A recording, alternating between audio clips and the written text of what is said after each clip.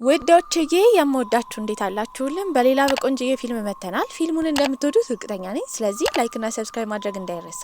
ይበልጥኛል ለማበረታታት ደግሞ እንደተለመደው ቪዲዮዎቻችንን በቪፒኤን ብቻ ማየት ነው። ወደ ቪዲዮ ፊልማችን ሲጀምር ሴራይን እናየዋለን። አያቶቹ እጅግ በጣም ሀብታም ቢሆኑም እናቱ ግን በድህነት ነበር ያሳደገችው። ታዲያ ልጇን ለመንከባከብና እኩል ደግሞ ስራ ለመስራት ትሞክር ነበረ። የከበዳት የሴራይ እናትም የሰጠችው ለማደጎ ቤት ነበረ። የበጎ አድራጎት ድርጅት ከገባ ጊዜ ጀምሮ እናቱን ያስቀመጠችው ቦታ ቁጭ ብሎ ይጠብቃት ነበረ። ለረጅም ቀን የተለያዩ ቦታዎች እየሆነ ይጠብቃታል። እዛ ያሉ ተማሪዎች ራሱ በእናቱ የተተወ ልጅ ነው እያሉ ይቀልዱበት ነበረ። ታዲያ ግን የሆነ ጊዜ ላይ የተነገረው እናቱ ፋንታሱን የምትንከባከበው ሴት እንዳለች ነበረ። እሷም ትመጣለች። በጣም ኮስታራ ነበረች። ነገር ግን የማያውቀው ሚስጥር እሱን በማደጎ ልትወስደው የመጣችው ትክክለኛ አያቱ ነበረች። ማንነቷን ግን ልትነግረው አልፈለገችም። አለቃ ሁላ እያለ እንዲጠራት ነበር ያደረገችው። ከትንሽ ቆይታዎች በኋላ ሰዓታት ይኖግዱ ጀመረ። አሁን ላይ በጣም ቆንጆና ኮስታራ ልጅ ሆኖ ነበረ። ታዲያ የአያቱ ትልቁ ድርጅትን የሚቆጣጠረው እሱ ነበረ። ነገር ግን በዛው ጎን ለጎን ቆሻሻዎችን እንዲሁም ንጹህ ያልሆኑ ነገሮችን እንደ ጦር ይፈራ ነበረ። የእሱ ድርጅት ተቀጣሪዎች እሱ መጣ ከተባለ ጦርነት ላይ የሚገቡ ነበር የሚመስላቸው። ሁሉም ይደረደራሉ። ደንበኞችን እንዴት አድርገው መቀበል እንዳለባቸው በዳንስ ስላለማመዷቸው ዳንሱንም እንዲደንሱ ነበር የሚደረጉት። በሚደንሱበት ጊዜ ግን ደስተኛ አልነበረም። ይህንን ያየው ሴራይ ራሱ ደንሱ ያሳያቸው ነበረ። ነገር ግን ምንም ቢሆን ሴቶቹ በሱ ውበት ከመገረምና የእሱ ሚስት የመሆን ፍላጎታቸው ሁሌ ይጨምር ነበረ። እንደዛ ሰዎች የሚሰግዱለትና የሚያከብሩት ልጅ አያቱ ፊት ግን በጣም ደካማ ነበረ። ያለችውን እያንዳንዱን ነገር ያደርጋል። ነገር ግን ትክክለኛ አያቱ እንደሆነች አሁንም አልነገረችውም ነበረ።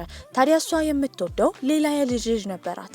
አያትየው ሁሌ ሴራይ አጠገብ በምትሆንበት ጊዜ በጣም ኮስታራ ትሆን ነበረ። በማደጎ የተወሰደ ልጅ እንደሆነ ሁል ጊዜ እንዲያስታውስም ታደርገዋለች። የሴራይ አባት የሆነው የአያትየው ልጅ የሞተው በመኪና አደጋ ነበረ።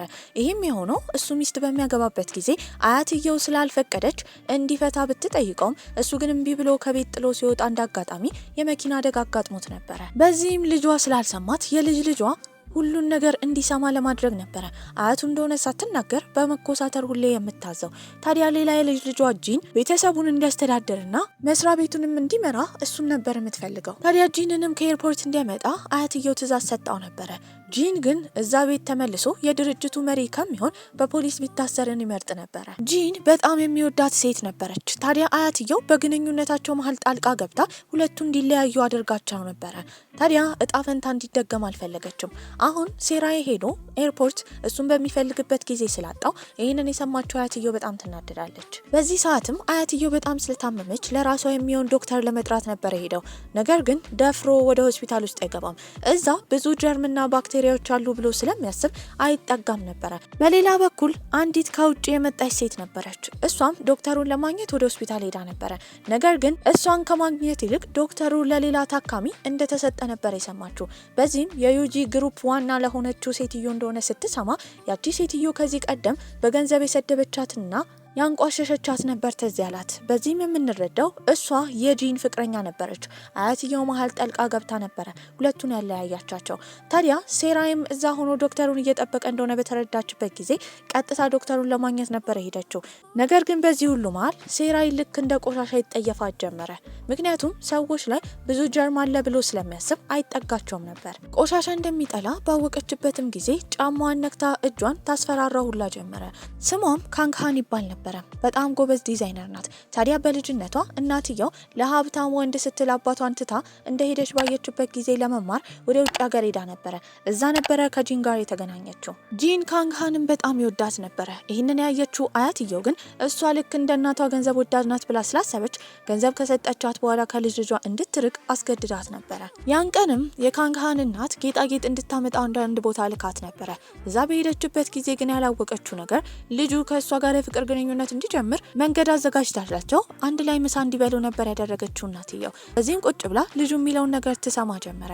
ነገር ግን አንድ ባንድ ሲሳደብ የነበረው እናቷን ነው። እናትየው ለገንዘብ ብላ አባትየውን እንደቶች እየተናገረ ነበረ።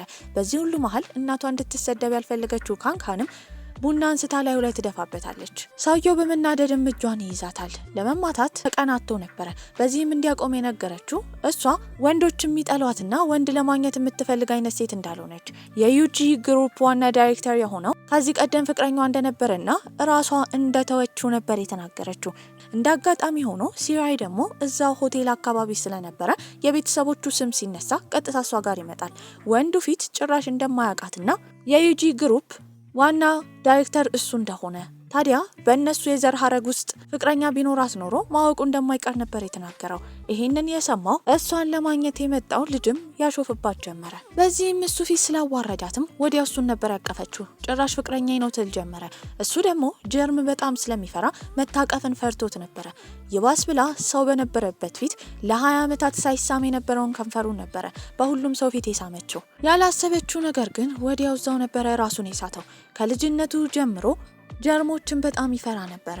ለመጀመሪያ ጊዜ ሩዝ ለመብላት በቀረበበት ጊዜ በረሮ እዛ ምግብ ላይ ስላየ እንደዚህ አይነት ነገሮችን በጣም ይፈራ ነበረ። ራሱን ከሳተበት በሚነቃበትም ጊዜ በተደጋጋሚ ፊቱን በተለያዩ ኬሚካሎች ለማጠብ እየሞከረ ነበረ። ምንም ቢሞክር ግን እሷ የሳመችውን ጊዜ ከማስታወስ ወደ ኋላ አላለም ነበረ። ታዲያ ካንግሃንም ያደረገችው ነገር ስህተት እንደሆነ ተረታ ነበረ።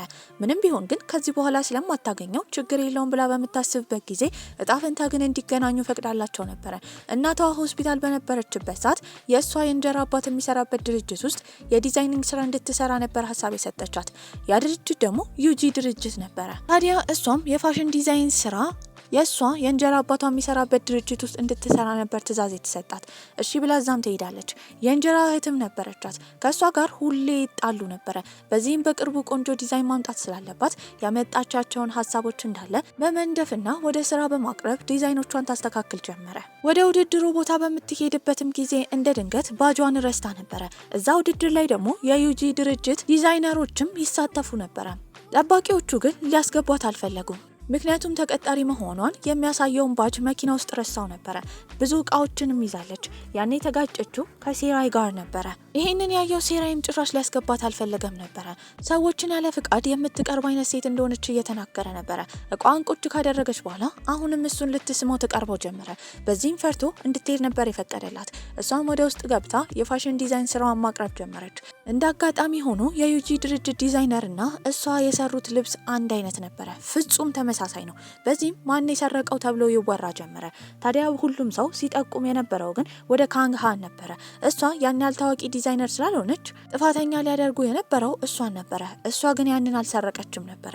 በዚህ መሀል የእንጀራ እህቷ ራሷ አጠገቧ ልትቆም አልፈለገችም ነበረ። ጋዜጠኞች እንዳለ ሌባ እንደሆነች እያወሩ ነበረ። እሷን በቅርብ ጊዜ ነገሩ እንደምታስተካክለው ትናገራለች። ወደዚህ በምትመጣበት ጊዜ ፕሌን ውስጥ በነበረችበት ሰዓት የዲዛይን ደብተሯን አንዲት ህጻን ልጅ ወስዳባት ነበረ። ለህጻን ልጅቷም ቁጭ ብላ እያሳየቻት ነበረ። ያላወቀችው ግን የዩጂ ድርጅት ዲዛይነር የሆነችው ልጅ ከጀርባ ነበረች። በዚህም ለልጅቷ የዲዛይን ደብተሯን ስታሳያት ከኋላ ሆና ፎቶ በማንሳት አሁን የእሷን ሀሳብ ሰርቃ ነበር የሰራችው። ነገር ግን ይህንን ለማስረዳት ከብዷት ነበረ። ከዛ ቦታ ይዟት የሄደው ግን የቀድሞ ፍቅረኛዋ ጂን ነበረ። እየጎተተም ወደ ውጭ ያወጣታል።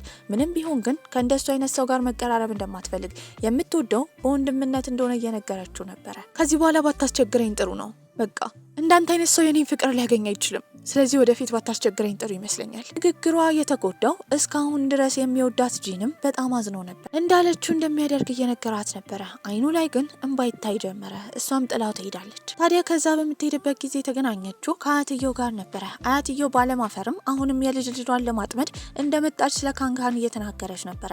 እሷም በንዴት አያትየውን ኃጢአተኛ እንደሆነች ትናገራለች። ያኔ ሲራይ ነበረ ያሳደገችውን ሴት ለመጠበቅ ጣልቃ ይገባው። ይኸውላችሁ የኔን ዲዛይን እንደሰረቃችሁ ትንሽዬ ማረጋገጫ ባገኘውበት ጊዜ ወዲያው ነው ማሳስራችሁ። ታዲያ ለካሳ ደግሞ እጥፍ ገንዘብ ነው መቀበላችሁ። እንደዛ ተናግራ ጥላቸው ትሄዳለች። በዚህም ግን ሲራ እየተረዳው ካንግሃንና ጂን ከዚህ ቀደም የፍቅር ግንኙነት እንደጀመሩ ነበረ።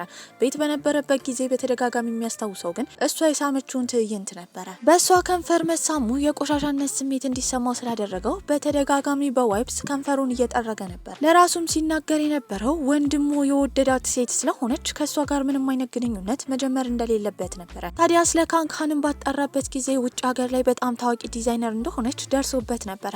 በዚህም እሷን ወደ ራሱ ድርጅት ከቀጠረ በኋላ ጂን ደግሞ እሷን ብሎ መጥቶ እዛ ድርጅት ውስጥ እንዲሰራ ማድረግ ስላለበት እሷን ለመቅጠር ነበር ያሰበው። ታዲያ እሷን ያገኛት የምትኖርበት ቦታ እንኳን አታ መንገድ ላይ ሰክራ ነበረ። እንደምንም ብሎ ነበረ ወደ ቤት ይዟት የሄደው። ታዲያ ወደ ራሱ ቤት ሲያስገባት ራሱ በጣም አስቸግረው ነበረ። ጎረቤቱ ራሱ እርዳታ ከፈለገ ጠይቆት ነበረ። እሱ ግን ጭራሽ ከሰው ጋር መነካካት አይፈልግም። በእቃ ማጓጓዣ ካርት አድርጎ ነበረ ወደ ቤት ሲያስገባት የነበረው። ጫማን እያወለቀች ራሱ ላይ ተወረውርበት ጀመረ። በጀርም የተነሳ በጣም ይፈራ ጀመረ። ታዲያ ስለሰከረችም እንዳታስመልስ በማሰብ ይዟት የሄደው ወደ መታጠቢያ ገንዳ ውስጥ ነበረ። ነገር ግን ያላወቀው ነገር ራሷ ላይ እንዲሁም እሱ ላይ ያስመልሳ ነበረ። እንድትታጠብ ውሃ ከፍቶባት ነበር የሄደው። ልብሱን ቀይሮ ሲመጣ እሷ በአረፋ እየተጫወተች ነበረ። እንድታቆም እየነገራት ነው። ነገር ግን ስለሞቃት አንድ ባንድ ልብሷን ታወልቅ ጀመረ። ያኔ ከመፍራቱ የተነሳ ወደ ውጭ ከወጣ በኋላ እሷን ለመርዳትን ፎጣ ይዞ የመጣው አይኑ ላይ መሸፈኛ ጨርቅ ካደረገ በኋላ ነበረ። ታዲያ ከዛም ልብሷን ከለበሰች በኋላ አውጥቶ አልጋ ላይ ያስተኛታል። በተደጋጋሚ አባዬ እያለች እየተጣራች ነበረ። እሱም በማዘን እያጽናናት ነበረ። ጠዋትም ከእንቅልፏ በምትነሳበት ጊዜ ለምን እዛ እንደመጣች ጭራሽ አታስታውስም ነበረ። ልብሷ እንደተቀየረ በምታይበትም ጊዜ ትጮ ጀመረ። እንደተጠቀመባት እየተናገረች ነው። ነገር ግን እሱ በደንብ ልብሷን እንድታይ ነበር የነገራት። ልብሷ እንዳይገለጥ በማሰብ በተለያዩ ቀበቶች አስሯቱላ ነበረ። ታዲያ በተረጋጋ መንፈስም ሁለቱ ቁጭ ብለው በሚያወሩበት ጊዜ ዩጂ ድርጅት ውስጥ እንድትሰራ ነበር ሲጠይቃት የነበረው። የጂን የቀድሞ ፍቅረኛዋ ጂን ወንድምም እንደሆነ ይነግራታል። እሷ ግን ስለ ስራውም ሆነ ስለ እነሱ አያት ምንም ነገር አያገባትም ነበረ። ጭራሽ ስራው ላይ መካተት እንደማትፈልግ እዚህ ለመስራት ከመጣች አያትየው የልጅ ልጆቼን ለማማለል ሞከርሽ ብላ ስለምታስቸግራት እንደማሰራ ትናገራለች። እሱም እምቢታዋን ካየ በኋላ ከዚህ ቀደም ሰርቀሻል የተባለውን ዲዛይን እንዳልሰረቀች ለማሳየት እንዲሁም ብቃቷን ለማሳየት ወደ ድርጅቱ እንድትቀላቀል ቢነግራትም እምቢ ብላ ነበር የሄደችው። ያላወቀችው ነገር ግን ቦርሳዋን በምታይበት ጊዜ ክሬዲት ካርዷ፣ ኤቲኤሟ፣ ገንዘቧ ሁሉ ነገር ጠፍቶ ነበረ። በዚህም ገንዘብና ስራ ለማግኘት ስለሚከብዳት እሱ ድርጅቱ ስለተወሰነ ጊዜ ለመስራት ተስማማለች። ታዲያ እሱ ጋርም ሄዳ ይህንን ስራ የተቀላቀለችው ለሱ ብላ እንዳልሆነና ለዲዛይኑ ማን እንደሰረቃት ለማጣራት እንደምትጠቀምበት ትናገራለች። እሱም ተስማምቶ ነበረ። ዲዛይነር እንዲሁም ደግሞ የእሱ የቅርብ ተላላኪ እንድትሆን ነበር ያደረጋት። ምንም ቢሆን ግን አሁን ምንም ገንዘብ ስለሌላት የወሩን ገንዘብ ክፍያ ቀድማ መከፈል እንደምትፈልግ ትናገራለች። ምንም ማድረግ ስለማይችል ከራሱ ኪስ ነበረ ገንዘብ አውጥቶ ይሰጣት። ታዲያ እሷም አንድ ላይ እንደሚሰሩ ለማሳየት እጇን ዘርግታ እንዲጨባበጡ አስባ ነበረ። እሱ ግን ሊጨብጣት አልፈለገም። ታዲያ የምትኖርበት ቤት ስለሌለ በእነሱ ድርጅት ኢንቨስት የሚደረጉ አፓርተማዎች ውስጥ እንድትገባ ነበር የነገራት። እዛ ስትገባ አብራት የምትኖረዋ ልጅ የተለያዩ ቦታዎች ላይ መንካትና መንካት የሌለባትን ነገር በወረቀት ለጥፋ ነበረ። አብራት የምትኖረው ልጅ ደግሞ ሴራይ እያንዳንዱን ነገር እየተከታተለች ሪፖርት እንድታቀርብለት ነግሯት ነበረ። በዚህ ነገር በጣም የተናደደችው ካንግሃንም ሻንጣዋን ይዛ ቀጥታ እሱ ቤት ነበር የሄደችው። ታዲያ በሩን እንዲከፍትላት አብረው እንዲኖሩ ያኔ ሰው መላክ እንዲሁም እሷን የሚቆጣጠሩ ሰዎች እንደማያስፈልግ ፊት ለፊቱ ሆና እሱ እንደሚቆጣጠራት ነበር ስትናገር የነበረው። እሱ ግን ጭራሽ ፈቃደኛ አልነበረ። በሩንም አልከፍትልሽም ይላታል። እላያለም ዘግቶባት ነበረ። በዚህም ግን ይህንን ያየው በጣም ቆንጅዬው የሱ ጎረቤት ፍቅረኛውን ውጪ መተው አስፈላጊ እንዳልሆነ በመረዳት ወደ ራሱ ቤት አስገብቷት ነበረ። ታዲያ የሱ ቆንጅዬ ጎረቤትም ከመጣ በኋላ ምን ሆና እንደሆነ እርዳታ እንደምትፈልግ ይጠይቃታል። ታዲያ የሲራይ ፍቅረኛ እንደሆነችም እየጠየቃት ነበረ። በድራማው ለመካተትም እሷ ያሰበችው በውሸቱ ለመቀጠል ነበረ የሱ ፍቅረኛ እንደሆነች። ታዲያ ጥፋት ስላጠፋች ከቤት እንዳስወጣት እየተናገረች ነበረ።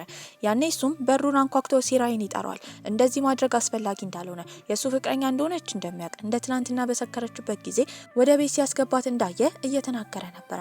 የሰው ወሬ እንዳይነሳበትም ሲራይ ወደ ውስጥ ያስገባታል። ሲራይም በጣም ነበር የተጠየፋት። ሲናገር የነበረው ፍቅረኛው እንደሆነች በምትጠየቅበት ጊዜ አዎ ማለትን እንዳልፈራች ጭራሽ ከወንድ ጋር ለመኖርም ፍቃድ እንዳላት ይጠይቃታል። እሷም ውጭ ሀገር በምትኖርበት ጊዜ ዶርም ውስጥ አብሯት የሚኖሩት ወንዶች እንደነበሩና ችግር እንደሌለው ትናገራለች። ታዲያ እሷም እዚህ ካላስኖራት ድርጅት ውስጥም እንደማትሰራ ትናገራለች። እሱ ደግሞ ወንድሙ ጂንን በእሷ ተጠቅሞ ወደ ድርጅቱ ለማስገባት ስላሰበ ምንም ማድረግ ስለማይችል ቤት ውስጥ እንድትኖር ነበር የፈቀደላት። በቀጣይ ቀንም ከስራ በሚመለስበት ጊዜ ቤቱን ዝርክርክ አድርጋው ነበረ። ይጮ ጀመረ። እያንዳንዱ ነገር እንድታጸዳ ነበር ሲያደርጋት የነበረው።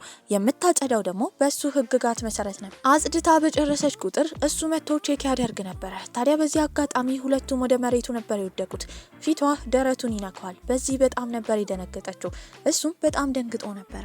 ነገር ግን የማያውቁት ስሜት ሁለቱ መሀል ተፈጥሮ ነበረ። ታዲያ የውጪ ምግብ መብላት ፈልጋለሁ ስትለው ማጽዳት እንዳለባት ሲነግራት ድጋሚ ላለማጽዳት ብላ ሳትበላ ነበር የተኛችው። ሌሊት ላይ ግን ስለራባት ምግብ ለመስራት የተለያዩ እቃዎችን አንስታ ልክ እሱ ሲመጣ በድንጋጤ መሬት ላይ ነበር የጣለችው። ታዲያ እያንዳንዱን ነገር እንድታጸዳ ነበር የነገራት። እሱ ሁሉም ነገር ፍጹም መሆን አለበት ብሎ የሚያስበው ነገር ሊያሳብዳት ነበር የደረሰው። በዚህም የአይምሮ በሽተኛ እንደሆነ በዚህ ነገሩ የተነሳ ቤተሰቦቹ ራሱ ጥለውት እንደሚሄዱ እየተናገረች ነበረ። ታዲያ ሳታስበው ማይሆን ንግግር ነበር የተናገረችው። ተናዶባትም ይሄዳል። ይቅርታ ለመጠየቅ ፈልጋ ግን በጣም ፈርታ ነበረ። ታዲያ ጠዋት ላይም በተደጋጋሚ የይቅርታ መልእክት እየላከችለት ነበረ። እሱም ቶሎ ነበረ ይቅርታ ያደረገላት። ቤት በሚመጣበት ጊዜ ሳኒታይዘር እንዲሁም ጀርሞችን የሚያጠፉ ነገሮችን ይዛ ነበር የጠበቀችው። ከዚህ በኋላ ቤቱን ጽዱ እንደምታደርገው ትናገራለች። ስታወራው ግን በጣም ቀርባው ነበረ። በዚህ የተነሳ ልቡ ከመቼውም ጊዜ በላይ በፍጥነት ይመታ ጀመረ። ተደናግጦም እየሮጠ ይሄዳል። ነገር ግን ያላወቀው ነገር ካንግ ሃን ድምጽ ሳታሰማ ወደ ልብ ውስጥ እንደገባች ነበር። ታዲያ በቀጣይ ጊዜ መስሪያ ቤት ልክ እንዳሰበው ሴራይ ጂን ለመስራት ተቀጥሮ ነበረ።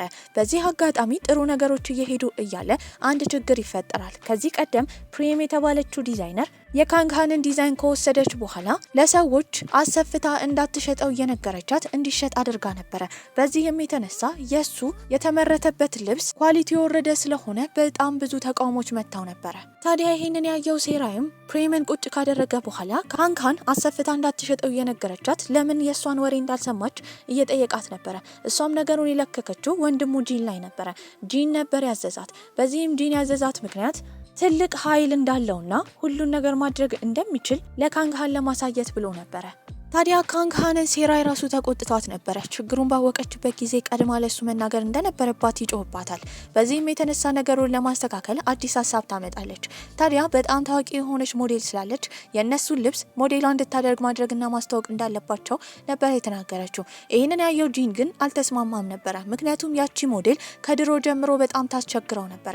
ታዲያ ካንግ ሃን በጣም ከለፋች በኋላ ልጅቷን ማሳመን ችላ ነበረ። ነገሩን ያበላሸባት ግን ጂን ነበረ። በንዴትም ስትጠጣ የነበረውን መጠጥ ነበረ ጂን ላይ ደፋችው። ወሬውን የሰማው ሴራይም እሷን ለማረጋጋት ነበር የሄደው። ታዲያ ሴራይ የሚጠይቃት ነገር ወንድምየው ሞዴሏን ስለወደደችው ቀንታ እንደሆነ ነበረ። እሷ ግን ጭራሽ እንደማትወደው እንደማትቀናም፣ ነገር ግን ጂን እያመናት እንዳልሆነ ነበር ስትናገር የነበረው። በዚህም አይኑን እያየች እንዳልዋሸች ለመናገር እየሞከረች ነበረ። ታዲያ በዚህ ስራ ላይ እንዲረዳት ሴራይን ጥያቄ አቅርባለት ነበረ። እሱ እሺ ሲላትም ልክ እንደ ተላላኪው ትሆን ጀመረ። እቃ ሲገዛ እሷ ነበረች የምትይዝለት። ሊፍት ውስጥ ሰዎች እንዳይጠጉት እሷ ነበረች ስትከላከልለት ነበረው። በዚህ አጋጣሚ በመካከላቸው ግን መቀራረብ ተፈጥሮ ነበረ። በማያውቀውና መቆጣጠር በሚከብደው ሁኔታ ልቡ እየመታ ነበረ። የሆነ በሽታ እንደያዘው በመረዳትም በቀጣይ ቀን ዶክተር ጋር ነበር ሄደው። ዶክተሩ ነገሩን በደንብ ካጠና በኋላ ፍቅር እንደያዘው ነበር የነገረው። ሴራይ ግን ይህንን ጭራሽ ማመን አልፈለገም። ታዲያ በቀጣይ ቀንም ለሱ ቁርስ ሰርታለት ነበረ። ያንን ከመብላቱ በፊት መጀመሪያ ፎቶ አንስቶታል። ይህን ሁሉ የምታደርገው ግን ስራው ላይ እንዲረዳት ብቻ ነበረ። ታዲያ በመጨረሻም ተስማምቶ ሞዴሏ ወዳለችበት ቦታ አንድ ላይ ነበር የሄዱት። ታዲያ ሞዴሏን ከቅብጠቷ የተነሳ ስትናገር የነበረው ካንግ ሃን ከስራው ከወጣች ብቻ እሷ ሞዴል እንደምትሆን ነበረ። ይህንን ያየው ሴራ በጣም ይናደዳል። እሷን ዝቅ አድርጋ እንዳየቻት ነበር የተረዳው። በዚህም እንዳትሰራና ከፈለገች እንድትተወው በቁጣ በመናገር ነበረ ካንግ ሃንን ይዞ ከዛ ይወጣ። ባደረገው ነገር ካንግ ሃን በጣም ተናዳበት ነበረ። ታዲያ እሷ በንዴት መኪናውን እየነዳች ስለነበረ እንድታቆምና ቁልፉን እንድትሰጠው እሱ እንደሚነዳ እየነገራት ነው። በዚህ ትግል ውስጥ የወደቀባቸው ቁልፉ ጉድጓድ ውስጥ ነበረ። ምንም ገንዘብ እንኳን አልነበራቸውም። በዚህም እሷ ገንዘብ ከተበደረች በኋላ ከሱቅ ኑድል ገዝታ ትመጣለች። ያንን ኑድል እንዴት መብላት እንዳለበት እያስተማረችው ነበረ። ልክ ትን ሲላትም ሾርባውን እንድትጠጣ ይነግራታል። ታዲያ ግን እሷ በበላችበት ሹካና ማንኪያ ለመብላት በጣም ፈርቶ ነበረ። ታዲያ እሷም ሌላ ይዛ እንደምትመጣ ብትናገርም እሱ ግን ቀድሞ ይበላበት ጀመረ። ታዲያ እሱ እያጎረሳት እየተጎራረሱ በዛች ኑድል ምክንያት በጣም ተቀራርበው ነበረ። በቀጣይ ቀን ግን ያንን ኑድል ስለበላ ሆዱን በጣም ታሞ ነበረ። እሷ ነበረ ስትንከባከበው የነበረው። ሾርባ ከሰራችን በኋላ ልታጎርሰው ትመጣለች። ነገር ግን ካፈረ በኋላ ራሱ እንደሚጎርስ ይናገራል። የሞዴሏ ማናጀር እነሱ ጋር ይመጣና ሁሉ ነገር የሞዴሏ ጥፋት ስለሆነ ወደ ድርጅቱ መቀላቀል እንደምትፈልግና ስራው እንደምትሰራ ነበር የተናገረው። በዚህም ካንግ ሃን ደስተኛ ትሆናለች። ነገር ግን አሁንም ሴራይ ሆዱን እየታመመ ነበረ። ዶክተሩን ከመረመረው በኋላ ምን አለርጂክ እንደሆነ ከነገራት በኋላ መጠንቀቅ እንዳለባት አሳውቋት ነበረ። እሱ ጋር ስትቀርብ ትንፋሿን እንኳን ወደ እሱ እንዳይሄድ የሚያደርግ መሸፈኛ ተጠቅማ ነበረ። እሱን ለመንከባከብ ሁላ መሬት ላይ ነበር የምትተኛው። ከጊዜያቶች በኋላ ደህና በሚሆንበት ጊዜ ወደ ድርጅቱ ይቀላቀላል። ታዲያ ሞዴሏም ከተቀላቀለች በኋላ ካንግሃን እየረዳቻት ነበረ። ነገር ግን የካንግሃንን ህይወት ታከብደው ጀመረ። ታዲያ እሷን ልታናግራት በተጠጋችበት ጊዜ እንደ ድንገት እላያቸው ላይ እቃ ወድቆ ነበረ። በዚህም ካንግሃን እግሯ ወለም ብሏት ነበረ። ሁለቱም ወደ ሆስፒታል ነበር የገቡት። እሷ ሆስፒታል እንደሆነች የሰማው ሲራይም ወደ ሆስፒታል ለመሄድ በጣም ፈርቶ ነበረ። አንድ ቀን እንኳን ደፍሮ ገብቶ አያውቅም ነበረ። በዚህ ግን እንደታመመች በሚሰማበት ጊዜ እንደምንም ብሎ ወደ ውስጥ ይገባል። እሱም ይንከባከባት ጀመረ። እንደ ድንገት ግን ፊቱ ላይ ነበር ያነጠሰችበት። በዚህም ያንን እንዳትደግመው ፊት መሸፈኛ አድርጎ በራሱ ከረባት ጸጉሯን ሁላ አስሮ ነበረ ሲንከባከባት የነበረው። ታዲያ ፕሬም የተባለችው ሴትም ሞዴሏን ተጠቅማ ካንግሃንን ከድርጅቱ ለማባረር ነበር ያሰበችው። በዚህም ሆን ብላ ዲዛይኑን ያስቀመጠችው ካንግሃን ጠረጴዛ ላይ ነበረ። ካንግሃንም ምን ይሆናል ብላ በማሰብ እሷ የሰራችውን ዲዛይን በደንብ ታያለች። ታዲያ በቀጣይ ቀን ሞዴሏ ለማቅረብ መድረክ ላይ በወጣችበት ጊዜ ሁለት ተመሳሳይ የውስጥ ልብሶች ነበር የቀረቡት። በዚህም ፕሬም ስትናገር የነበረው ካንግሃን ሀሳቧን እንደሰረቀች ነበር። ያኔ ሞዴሏ በመናደድ ካንግሃንን በጥፊ ልትመታት ስትል ፊት ለፊት የገባው ሴራይ ነበረ። እሱም በጥፊ ትመታዋለች። ልብሷን አስመስላ የሰራችው እሷ እንደሆነች እየተናገረች ነበረ ፕሬም። ታዲያ እሷም ከዚህ ቀደም ዲዛይኗን እሷ ጠረጴዛ ላይ እንዳስቀመጠች ገልጣ ስታየውም እንዳየቻት ትናገራለች። ካንግሃን ግን ድጋሚ መመሳሰል እንዳይፈጠር በማሰብ እንዳየችው እየተናገረች ነበረ። ታዲያ ግን ሴራይ ነገሩ እንድታስረዳ አንዲት ሴትን ነበር የጠራው። ታዲያ እሷ ፕሬምን እንድትከታተል አድርጓት ነበረ። በዚህም እሷ ማስረጃ እንዳላትና ነገሩን ያስመሰለችው እንዲሁም ዲዛይን ሰርቃ የሰራችው ፕሬም እንደሆነች ነበር የተነገረው። እሷም ከድርጅቱ ትባረራለች። ታዲያ ካንግሃንም ስትናገር የነበረው ድሮ ጀምሮ እሷ አስመስላ ዲዛይኑን እንዳልሰራች ካወቀ ለምን ቀድሞ እንዳልነገራት እየጠየቀችው ነበረ። እሱም በማፈር ሲናገር የነበረው ምናልባት ያንን ካወቀች ከድርጅቱ እንዳትወጣና እንዳትርቀው ፈርቶ እንደሆነ ይናገራል። በቀጣይ ቀንም አያትየው ነበር የመጣችው። ለምን ካንግሃን እዛ ድርጅት ውስጥ እንደተቀጠረች ሁለቱን ወንዶች ቁጭ አድርጋ ጠይቃቸው ጀመረ። ታዲያ ሴራይም ሲናገር የነበረው በጣም ጎበዝ ዲዛይነር እንደሆነችና እሷ ወደ ድርጅቱ ከተቀላቀለች በኋላ የሽያጭ ሁኔታቸው እንዳደገ እየተናገረ ነበረ። ታዲያ ግን አያትየው ሁለቱን ልጆቿን ጭራሽ ሳትሰማ ስትናገር የነበረው እሷ እንደምትባረር ነበረ። ያኔ ጂን አንድ ሀሳብ ያመጣል። በዚህም እሷ ከድርጅቷ መባረሯ ጥሩ እንደሆነ ከድርጅቱ ከተባረረች መደባበቅ ሳይኖርበት ውጪ ላይ በገሃድ አብሯት እንደሚሆን ስለ ካንግሃን እየተናገረ ነበረ።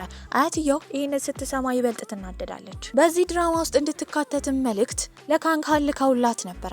ታዲያ እሷም ስትናገር የነበረው ጂን አጠገቧ እስካለ ድረስ የድርጅቱን ሀብቱን መውረስ እንደምትችል ነበር።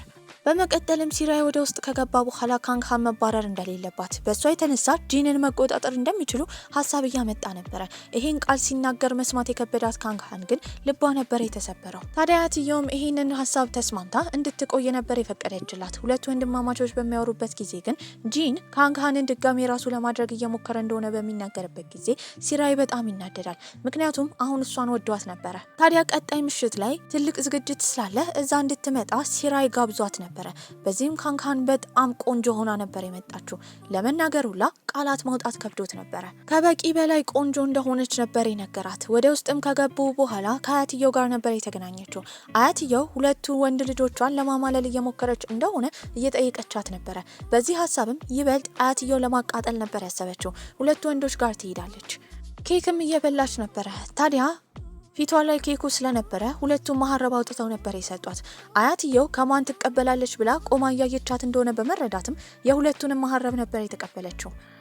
በዚህም አያትየው በምታጣራበት ጊዜ ጂን ከዚህ ቀደም ለዝግጅቱ እንድትመጣ እንደ ስጦታ ጫማ እንደሰጣት ባየችበት ጊዜ አሁንም ካንግሃን እንዳላቆመች ነበር የተረዳችው። የሁለቱን ግንኙነት ለማቆምም አያትየው አንድ ሀሳብ ነበር ያመጣችው። ታዲያ ለፍታ እንዳሳደገችው ለሲራይ ቀድማ በመናገር በሁለቱ መሀል ጣልቃ እንዲገባና ካንግሃን እንድታፈቅረው እንዲያደርግ ከዛ ልክ ስታፈቅረው እንደሚተዋት ነበረ የነገረችው።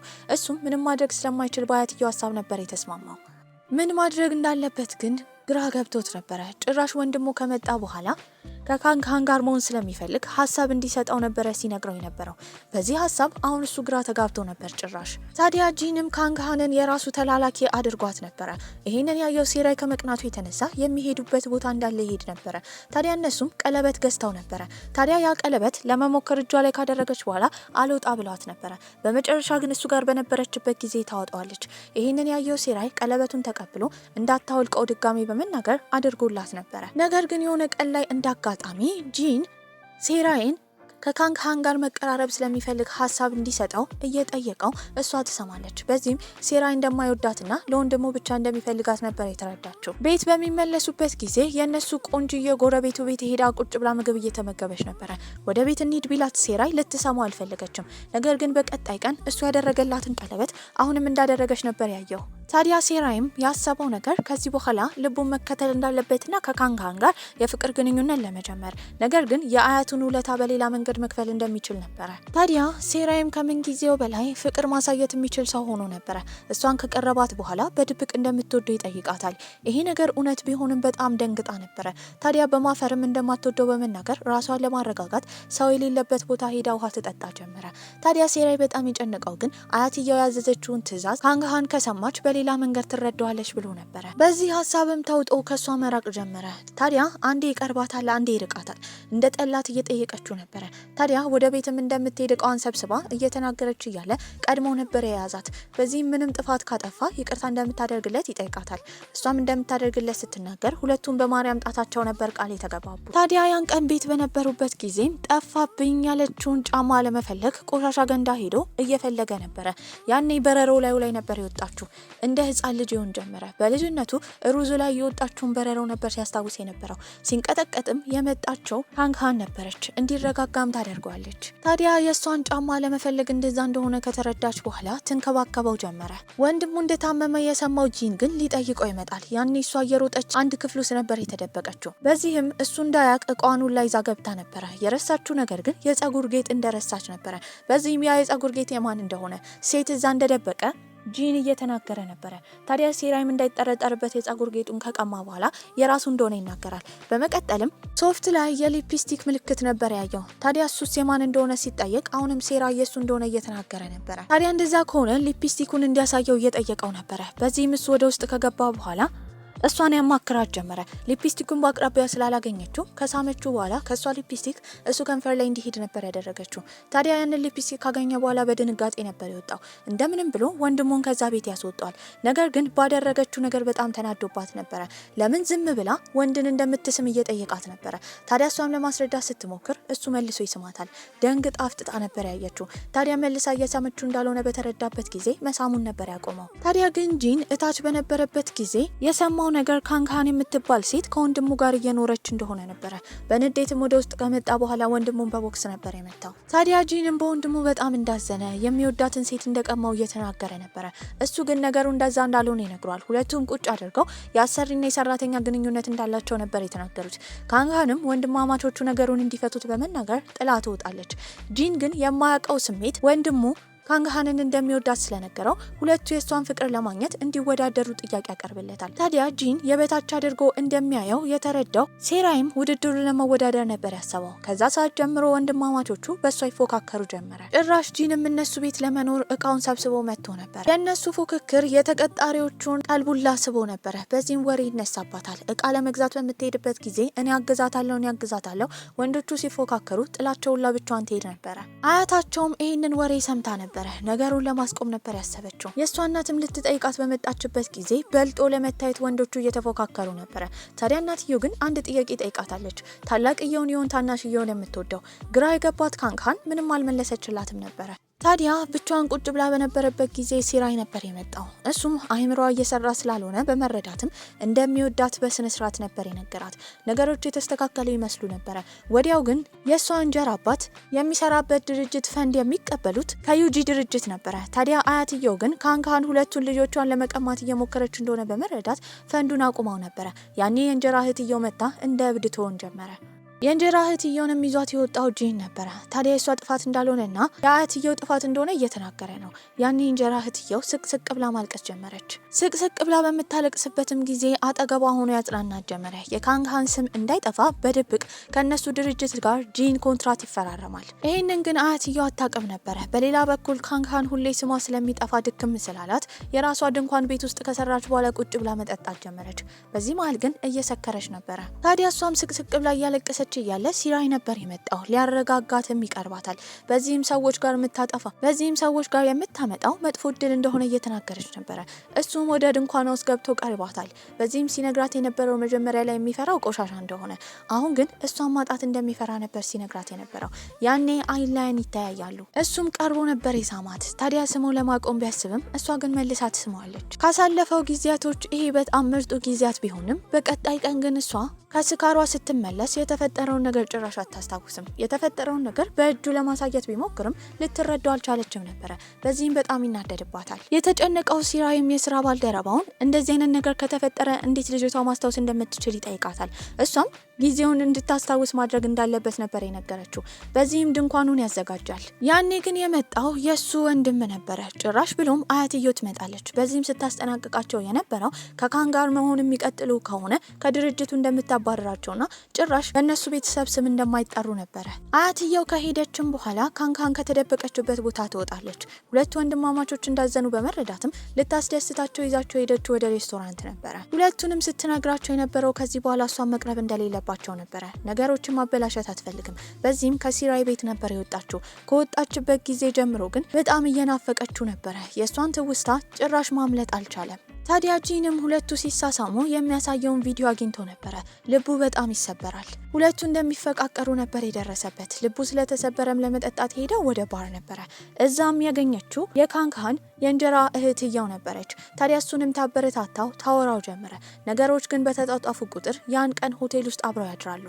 ይሄ ነገር ከተፈጠረ በኋላ ግን ጂን በማያውቀው ስሜት ለእንጀራ እህትየው እየወደዳት መጥቶ ነበረ። ካን ግራ ገብቷት ባዘነችበት ጊዜ እሷን ሊያበረታታት በቀጣይ ጊዜ ጂን መጥቶ ነበረ። ታዲያ አያትየው አሁን በስኬት ጂንና ካን አንድ ላይ እንዳይሆኑ ስላደረገች አሁን ደግሞ ቀጣይ ሀሳቧ ከድርጅቱ ማባረርና ከሲራይ ጋር እንድትራራቅ ማድረግ ነበረ። በዚህም አያትየው ያመጣችው ሀሳብ ከዚህ ቀደም የሷን ዲዛይን የሰረቀቻትን ፕሬምን ድጋሚ ወደ ድርጅቱ መቀላቀል ነበረ። በቅርቡ ድርጅት ውስጥ ትልቅ ውድድር ነበረ። በዚህም ካን የሰራችውን ዲዛይን አያትየው ብትወደውም ልክ እንደ ሰው እሷን ስለማትወዳት የእሷን ዲዛይን ፕሬም ይዛ ውድድሩ ላይ እንደምትወዳደር ነበር የተናገረችው። ሲራይ በዚህ ሀሳብ አልተስማማም ነበረ። ታዲያ ካንም በዚህ ልቧ ስለተሰበረ እሷን ለማረጋጋት ሲናገር የነበረው አያትየው ሳታቅ ለውድድሩ የእሷን ስም እንደሚያስገባና እንዳትጨነቅ እየነገራት ነበር። አያትየው ግን በዚህ ነገር በጣም ነበር የተናደደችው። ልክ እንዳወራውን በቀጣይ ቀን የዲዛይኑ ባለቤት እሷ እንደሆነች የእሷን ስም ነበር ያስገባው። ታዲያ አያትየው ነገሮች እንደፈለገችው እየሆነ እንዳልሆነ በተረዳችበት ጊዜ የደወለችው ለካን እናት ነበረ። የካን እናት ትልቅ የልብ በሽተኛ ነበረች። ታዲያ አያትየው ተሰድባትና ትቆጣት ጀመረ። በዚህ የተነሳ ራሷን ትስትና ወደ ሆስፒታል ነበር የገባችው። ካንም እናቷ እንዲሆነችበት ምክንያት አያትየው እንደሆነች በሰማችበት ጊዜ በንዴት ትቃጠል ጀመረ። በዚህም ሲራይን ሁላ ጠልታው ነበረ። ስልክ ሲደውልላት አታነሳም። ታዲያ እሱም አያቱን ለማናገር ነበር ሄደው።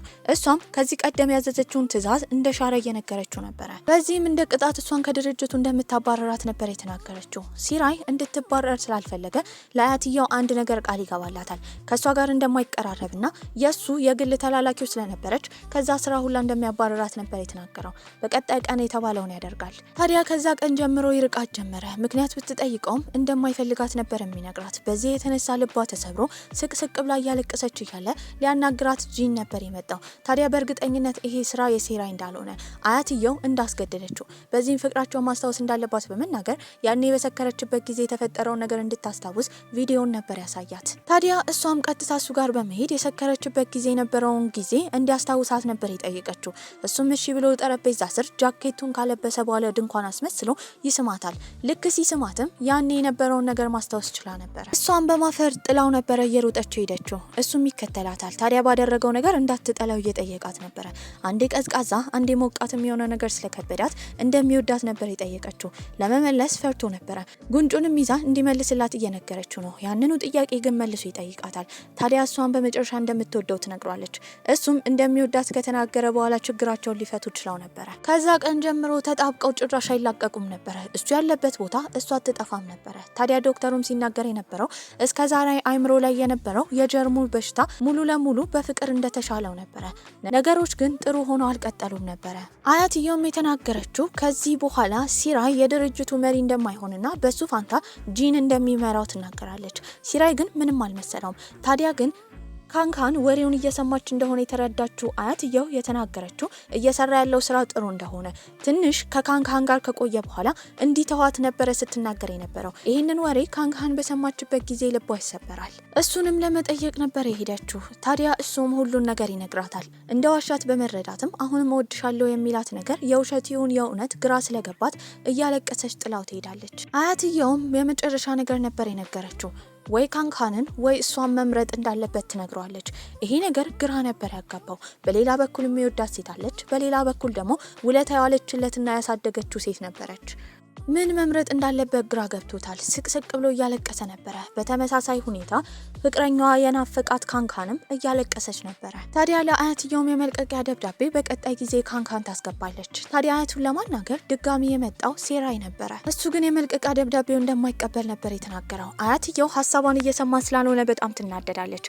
በሌላ በኩል በዛ ሰዓት ካንካን ወደ ኤርፖርት ወደ ውጭ ሀገር ለመሄድ እየሄደች ነበረ።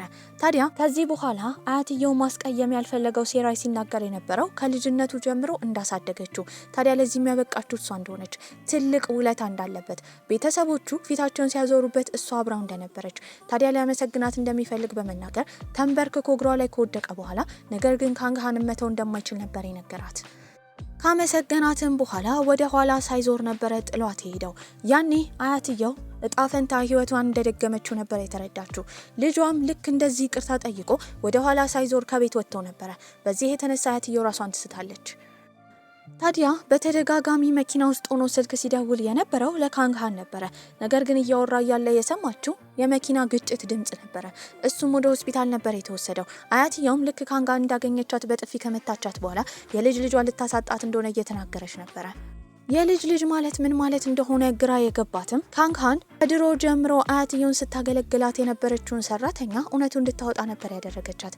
በዚህም የአያትየው ትክክለኛ የልጅ ልጅ እንደሆነ ነበረ ሰራተኛው የተናገረችው።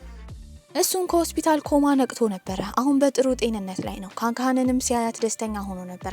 አያትየው ለብቻዋን ባገኘቻት ጊዜ ሁሉንም እውነታ እንዳወቀች ካንካን እየተናገረች ነበረ። ለልጅ ልጇ እውነቱን መናገር እንዳለባት ቢነገራትም ምናልባት እውነቱን ካወቀ ይጠላኛል ብላ አያትየው መናገር አልፈለገችም። ታዲያ ካንካንና ሴራይ አንድ ላይ ወደ ውጭ ሀገር እንደሚሄዱ የሰማው ጂንም እውነታውን ስለሚያውቅ ወንድሙ እንዳይሄድ ስለሚፈልግ ሄዶ እውነታውን ነበር የነገረው። ይህንን የሰማው ሴራይን በጣም ተናዶ የሄደው አያትየው ጋር ነበረ። ለምን እንዳልነገረችው ሲጠይቃትም እሷ በፍርሃት ስትናገር የነበረው እናቱና አባቱ አንድ ላይ እንዳይሆኑ ያደረገችው እሷ እንደሆነች፣ በዚህ አጋጣሚ አባትየው ደግሞ በእሷ ተናዶ የመኪና አደጋ ውስጥ ስለገባ ቤተሰቦቼን በተንሽ ብሎ እንዳይወቅሳት ፈርታ እንደሆነ ትናገራለች። ነገር ግን ይቅርታ አላደረገላትም ነበረ። ታዲያ ሴራይም ወስኖ ወደ ውጭ ከመሄዱ በፊት ሁሉም ሰዎች አያትየውና እሱ እንዲገናኙ የመጨረሻ ጊዜ ፈጥረውላቸው ነበረ። ታዲያ አያትየው ኩራቷን ወደ ኋላ ከጣለች በኋላ በጣም ይቅርታ ትጠይቋለች። እሱም ስለሚወዳት ይቅርታ ሊያደርግላት ፈልጎ ነበረ። በመጨረሻም እንደ ስጦታ የሰጣችው የእናቱን ፎቶ ነበረ። ይህም በሚያይበት ጊዜ ልቡ ይራራ ጀመረ። ሁለቱም መታረቅ ችለው ነበረ። በዚህም ሴራይ ወደ ውጭ የመሄድ ሀሳቡን ነበር የተወው። ሁለቱ እንደ ወንድማማች ሆነው ሴራይ ዋና ሆኖ ጂን ደግሞ ተከታይ ሆኖ ድርጅቱን ይመሩ ጀመረ። ታዲያ ጂን አሁን ከካንካን የእንጀራ እህት ጋር የፍቅር ግንኙነት ጀምሮ ነበረ። ሁለቱም ፍቅረኞቻቸውን ይዘው ደንበኛ ድርጅታቸው እንዴት እንደሚቀበል ለማሳየት አንድ ላይ እየደነሱ በዚህ ቆንጆ አስተላለቅ ፊልማችን እዚህ ላይ አብቅቷል። ደህና ቆዩልኝ።